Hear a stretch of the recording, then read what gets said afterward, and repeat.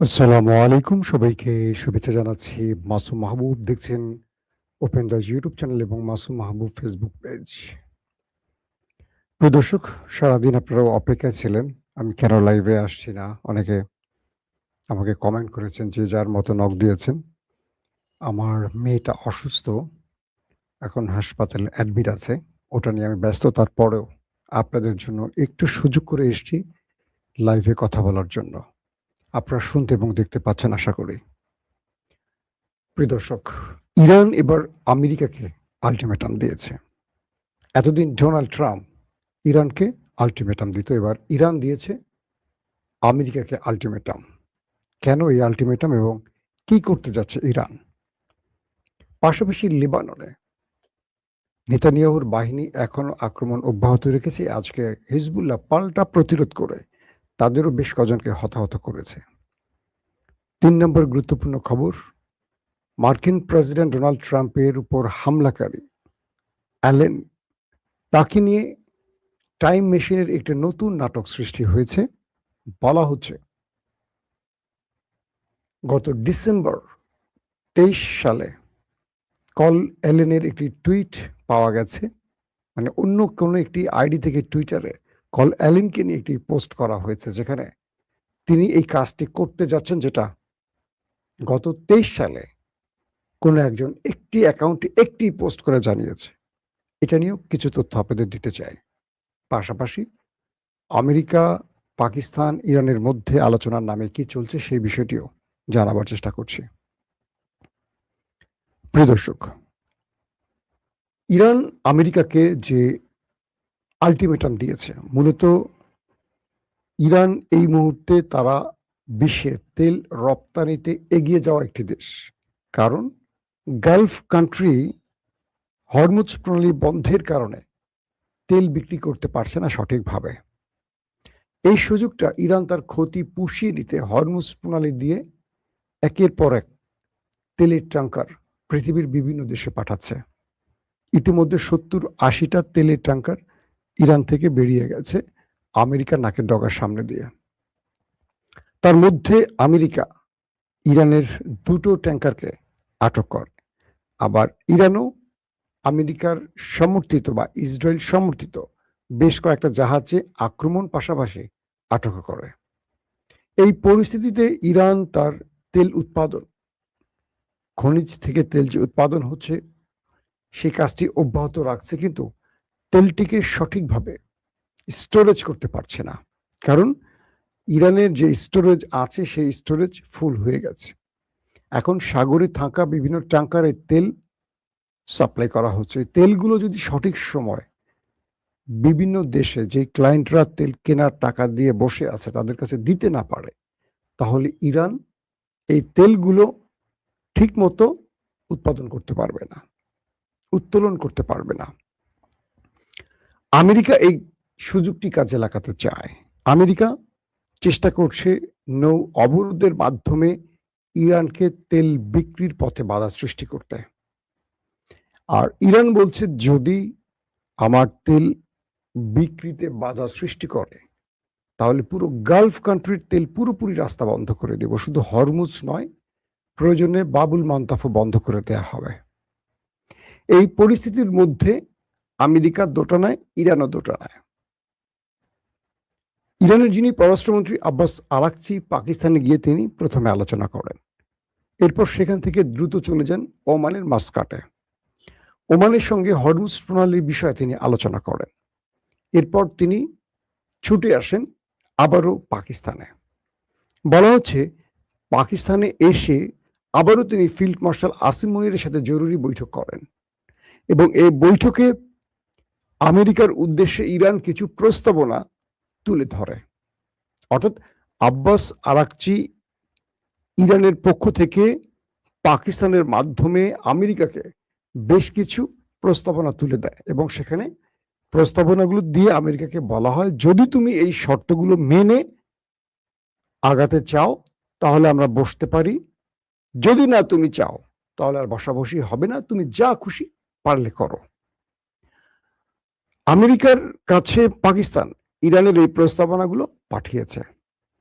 Abbas Araghchi next, অর্থাৎ তিনি ইতিমধ্যে পাকিস্তান ত্যাগ করেছেন। তিনি কিন্তু পাকিস্তানে এসছেন, সেখান থেকে ওমানে গেছেন, ওমান থেকে আবার পাকিস্তানে এসছেন। আমি আপনাদের গতকাল কি বলেছিলাম তার সময়সূচিটা। আজকে তিনি পাকিস্তান ত্যাগ করেছেন, তিনি চলে গেছেন রাশিয়ার উদ্দেশ্যে। রাশিয়ার ভ্লাদিমির পুতিন এবং পররাষ্ট্রমন্ত্রী সার্গেই ল্যাভরভের সাথে তার মিটিং আছে বা বৈঠক আছে। কারণ এই মুহূর্তে ইরানের অনেক বড় স্ট্র্যাটেজিক পার্টনার হলো রাশিয়া। তো পাকিস্তানের মাধ্যমে ইরানের প্রস্তাবনাগুলো ডোনাল্ড ট্রাম্পের কাছে পৌঁছে গেছে। এখন ডোনাল্ড ট্রাম্প এগুলোতে রাজি আছেন, মানবেন কি মানবেন না, তার উপর আগামী কয়েকটা দিনের মধ্যে আমরা আভাস বুঝতে পারবো যে আসলে কি ঘটতে যাচ্ছে। আমেরিকা ইসরায়েল যে মধ্যপ্রাচ্যে শক্তি বৃদ্ধি করছে যুদ্ধের জন্য, এটা যুদ্ধের রূপ নেবে, নাকি ইরানের প্রস্তাবনায় আমেরিকা রাজি হবে এবং এখানেই শান্তি তৈরি হবে, অর্থাৎ যুদ্ধ বন্ধ হয়ে শান্তির দিকে এগোবে। একটা ব্যাপার। আসি আবার ঠিক একটু আগের দিকে আবার আসি। হরমুজ প্রণালীতে ইরান তেল রপ্তানির ক্ষেত্রে যে বাধার মুখোমুখি হয়েছে, তো ইরান বলছে যদি আমার তেলের কোনো ট্যাঙ্কারে বা আমার কোনো কার্গোতে আমেরিকা নেক্সট কোনো অ্যাটাক করে, তাহলে আমরা আমেরিকার যুদ্ধ বিমানে হামলা চালাবো। কি বলছে ইরান? বলছে যদি আমেরিকা ইরানের কোনো ট্যাঙ্কারে বা কার্গো জাহাজে, তেলের যে কার্গো জাহাজ, সেখানে হামলা করে বা আটকের চেষ্টা করে আরেকটি জাহাজ, তাহলে ইরান আর বসে থাকবে না। ইরান সরাসরি ড্রোন এবং মিসাইল দিয়ে হামলা করবে এবং আমেরিকাকে স্পষ্ট আলটিমেটাম দিয়ে দেয় ইরান। এবং ইরান শেষ পর্যন্ত এই যুদ্ধটা শুরু করবে কিনা এটি নিয়েও এখন আলোচনা শুরু হয়েছে। কারণ ইরানের তেলের জাহাজে বা ইরানের কোনো পণ্যের জাহাজে বা জ্বালানির জাহাজে যদি হামলা হয়, ইরান আর বসে থাকবে না, এই ঘোষণাটি ইতিমধ্যে দিয়েছে এবং আইআরজিসির প্রত্যেকটা দফতরকে এই বিষয়ে সর্বোচ্চ সতর্ক করা হয়েছে। পাশাপাশি ইরানের যারা নেভাল গ্রুপ আছে, নেভাল টিম আছে, তাদেরকেও মুস্তফা খামেনির পক্ষ থেকে সর্বোচ্চ নির্দেশনা দেয়া হয়ে গেছে। তার মানে যদি হরমুজ প্রণালীতে ইরানের কোনো জাহাজে আর কোনো অ্যাটাক চালায় আমেরিকা, সেক্ষেত্রে আমেরিকার যুদ্ধ জাহাজে ইরান সরাসরি আক্রমণের ঘোষণা দিয়ে বসছে। এটি ইরানের পক্ষ থেকে আজকের বক্তব্য। আসেন, আলটিমেটামের খবরটি বুঝতে পেরেছেন। মার্কিন প্রেসিডেন্ট ডোনাল্ড ট্রাম্পের ওয়াশিংটনের হিলটন হোটেলে হামলার ঘটনার পর নানান রকম তথ্য আসছে কল অ্যালেনকে নিয়ে। তিনি ক্যালিফোর্নিয়ার এক মেধাবী যুবক, বয়স 31, শিক্ষকতা করেন, আবার নাসার ফেলো, খুব মেধাবী এক যুবক। কেন তিনি ট্রাম্পকে মারতে চান, এটা নিয়ে গণমাধ্যম, প্রশাসন, পুলিশ, তার পরিবার এবং তার সাথে বিভিন্নভাবে কথা বলেছেন। আজকে কয়েকটি খবর খুবই স্পষ্ট ভাবে আসছে। ট্রাম্প তাকে পাগল বা অসংলগ্ন হিসাবে বলার চেষ্টা করছেন, কিন্তু গণমাধ্যমগুলো বলছে তিনি পাগল নন, তিনি একজন সুস্থ মস্তিষ্কের মানুষ। এবং প্রায় 2-3 বছর আগে, অর্থাৎ 23 সালে, ডিসেম্বরের 23 সালে একটি টুইটারে কল অ্যালেনের নামে একটি পোস্ট করা হয়। অর্থাৎ 23 সালে কোনো এক ব্যক্তি তার টুইটার অ্যাকাউন্টে একটি পোস্ট করেন, সেখানে বলা হয় কল অ্যালেন, অর্থাৎ তিনি মার্কিন প্রেসিডেন্টকে অ্যাসাসিনেশন যে টার্গেটটি করবে, এটি ওই পোস্টে লেখা হয়। এইরকম একটি তথ্য সাম্প্রতিক গণমাধ্যমে উঠে এসছে এবং এটা নিয়ে ব্যাপক আলোচনা সমালোচনা চলছে। রহস্যের জাল ছেড়ার জন্য বিশ্ব গণমাধ্যম এখন কাজ করছে, বলছে কি করে 23 সালে 26 সালে হামলার বিষয়টি অগ্রিম লিখেছে। এটার জন্য টাইম মেশিনের বিভিন্ন বিষয়গুলো উত্থাপন করা হচ্ছে। বলা হচ্ছে টাইম মেশিনের মাধ্যমে কেউ সামনে যেতে পারে, পিছিয়ে যেতে পারবে। এগুলো আমরা যদিও সায়েন্স ফিকশনের মুভিতে দেখি, কিন্তু ইদানিং এই বিষয়গুলো নিয়ে আলোচনা হয়েছে যে টাইম মেশিনে আগে পিছিয়ে যাওয়া যায় কিনা, কিভাবে সম্ভব। 23 সালের ডিসেম্বরে একটি পোস্ট কল অ্যালেন, 26 সালের গত 2 দিন আগে যে এপ্রিলে এসে ট্রাম্পের উপর হামলার ঘটনা ঘটবে, এই বিষয়টা কি করে উত্থাপিত হলো বা এই পোস্টটা কে দিল, কিভাবে দিল, এটা নিয়ে রীতিমতো এখন রহস্য এবং হইচই শুরু হয়ে গেছে। বলা হচ্ছে মার্কিন প্রেসিডেন্ট ডোনাল্ড ট্রাম্পের উপর মার্কিনরা ব্যাপক ক্ষিপ্ত, কারণ আমেরিকাকে ইরানের কাছে তিনি পরাজিত করেছেন। গত 40 দিনের যুদ্ধে আমেরিকা ইরানের কাছে জেতেনি, বরং পরাজিত হয়েছে। পাশাপাশি ইসরায়েলে নেফতানি বেনেট এবং আমাদের বর্তমান যিনি প্রধানমন্ত্রী, আমার নেতা কাকু, তাদের মধ্যে জোট বা কোয়ালিশন নিয়ে এখন দ্বন্দ্ব শুরু হয়ে গেছে। বলা হচ্ছে যে কোনো সময় নেতানিয়াহু বিদায় নিতে পারেন, কারণ বাকি যে জোটগুলো তারা কোয়ালিশন করে সরকার গঠন করতে পারে আগামীতে। তাহলে নেতানিয়াহু বিদায় নিতে যাচ্ছেন, এটা মোটামুটি নিশ্চিত বলা যায়। কারণ এর আগেও নেতানিয়াহুর আগে কিন্তু কোয়ালিশন করেই বেনেটরা ক্ষমতায় ছিল। পরে কোয়ালিশন সেটা ভেঙে গেলে নেতানিয়াহু কোয়ালিশন করে ক্ষমতায় আসে। তো একইভাবে সেখানে যদি আবার নতুন করে কোয়ালিশন তৈরি হয়, তাহলে নেতানিয়াহুর বিদায়ের ঘন্টা বাজছে, এটা নিশ্চিত। মার্কিন এবং ইসরায়েল দু দেশের জনগণ এখন চাইছেন ট্রাম্প এবং নেতানিয়াহুর পরিবর্তন। কারণ এই দুজন এসে যে যুদ্ধটা লাগিয়ে দিল, বাজিয়ে দিল বা ছড়িয়ে দিল, এটা পুরো পৃথিবীকে এক অশান্তির দিকে নিয়ে যাচ্ছে। পুরো পৃথিবী জ্বালানি সংকটে আছে। ইউরোপ সামার শেষে উইন্টারে বড় রকম বিপদে পড়তে যাচ্ছে। তাদের টেনশন ক্রমান্বয়ে বাড়ছে, তারা ইরানের সাথে যোগাযোগ বৃদ্ধি করছে। সবকিছু মিলে আমরা যে দরিদ্র দেশ বাংলাদেশ, কি এক সংকট আমাদের তেল গ্যাসের, জানেন তো। বিদ্যুৎ থাকছে না বললেই চলে, সারাদিন বসে থাকতে হয় বিদ্যুৎ কখন আসবে।